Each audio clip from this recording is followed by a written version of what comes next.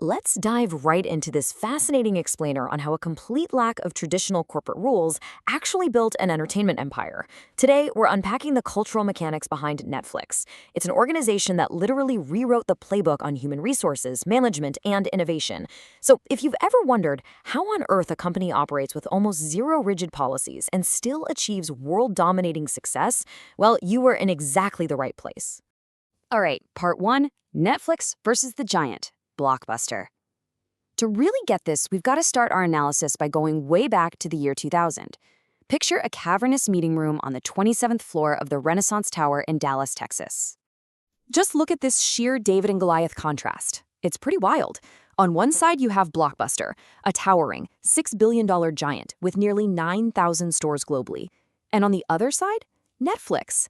Back then, they were a tiny, flailing startup with barely 100 employees, bleeding cash to the tune of a $50 million loss. Netflix founders Reed Hastings and Mark Randolph were basically there to beg Blockbuster's CEO for a $50 million buyout. Blockbuster flat out declined the offer. They literally laughed them out of the room. But, as we all know, the outcome is legendary. Within a decade, Blockbuster was totally bankrupt, while Netflix absolutely conquered the globe. They morphed from a quirky DVD-by-mail service into a massive streaming powerhouse that wins Oscars and entertains hundreds of millions. So why did Netflix adapt when Blockbuster couldn't? Well, to understand exactly why Netflix survived, we're going to explore their unique cultural mechanics. We'll be looking at prioritizing people over processes, building high talent density, how the keeper test works, fostering an open culture of candor, and finally, operating with absolute freedom, trust, and no rules. Moving on to part 2, prioritizing people over processes.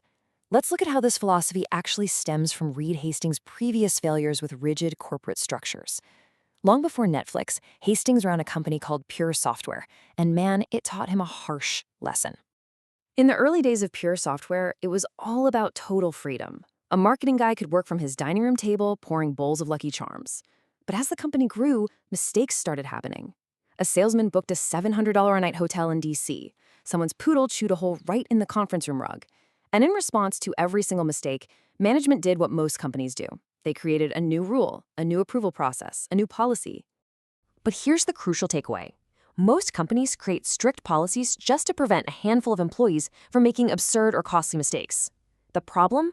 When you do that, you create a system where people who are great at coloring inside the lines get promoted, while your creative mavericks feel totally stifled and end up leaving.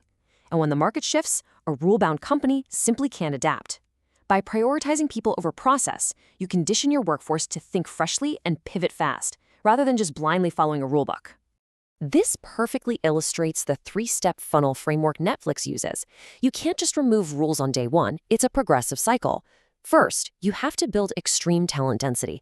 Next, you introduce radical candor. Only then can you start removing controls.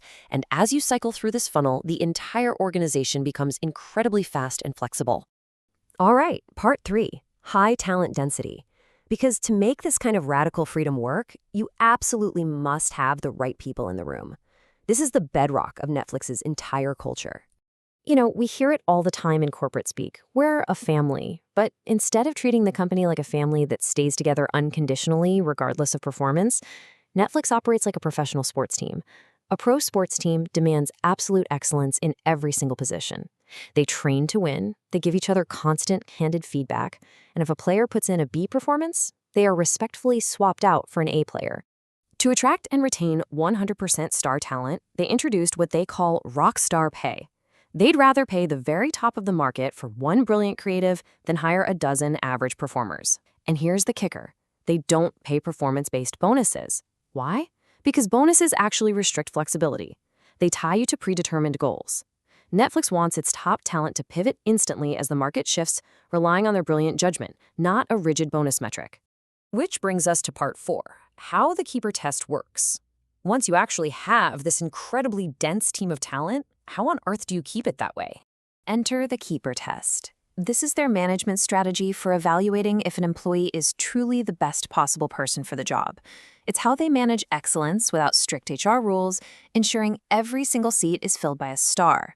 Now, they deliberately avoid those toxic rank and yank systems, like automatically firing the bottom 10%, because that destroys teamwork and pits people against each other. Instead, they use continuous, individualized evaluation. And you really have to appreciate the sheer bluntness of the question managers have to constantly ask themselves. Which of my people, if they told me they were leaving for a similar job at a peer company, would I fight hard to keep at Netflix? If the answer isn't a definitive, enthusiastic yes, then that employee is given a generous severance package right then and there. This opens up the slot to find a true star for that role. Now, I know that sounds terrifying to outsiders, but the numbers show it isn't a bloodbath at all. Their annual turnover rate is about 11 to 12%. The voluntary turnover is incredibly low, around 3 to 4%, while involuntary is about 8%. Combined, that is virtually identical to the tech industry average. It's just a highly targeted optimization. The people leaving are simply the ones management deliberately decided not to keep. Okay, part 5, open culture and candor. Because a high-performance environment running the keeper test could easily become incredibly toxic and fear-driven if you didn't have the right communication structure. To prevent the keeper test from creating a culture of fear, everyone must give and receive continuous, candid feedback. The standard at Netflix is honesty always. As a leader, no one in your group should ever be materially surprised by your views on their performance. If they're missing the mark, you tell them immediately with positive intent so they have the chance to actually fix it. And this definitely goes both ways. They empower employees to directly ask their bosses where they stand, using the keeper test prompt. You don't have to wait around for some annual review. You just ask your boss, hey, how hard would you work to change my mind if I were thinking of leaving?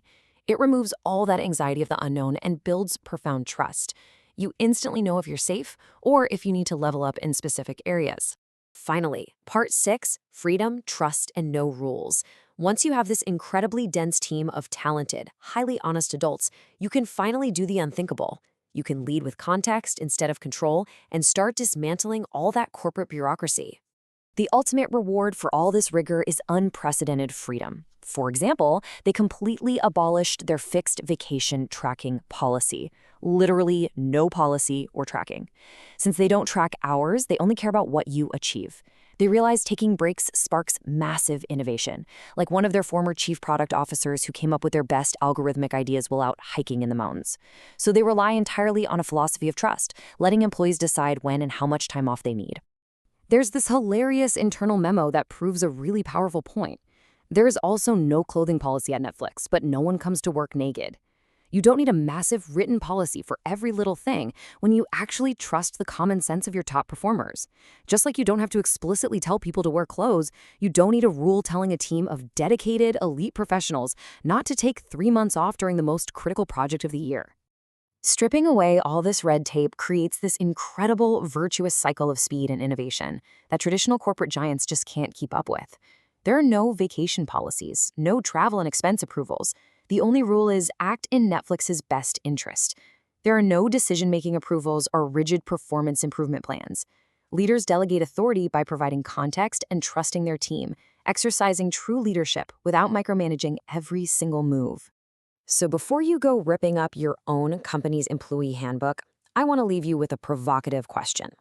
Netflix's success wasn't born from simply canceling rules. It came from systematically building a team of incredible talent, bound by radical honesty, who could actually handle the massive responsibility that comes with total freedom. So ask yourself, if your company eliminated all its rules tomorrow, do you truly have the talent density to survive it? Thanks so much for joining me for this explainer, and keep learning.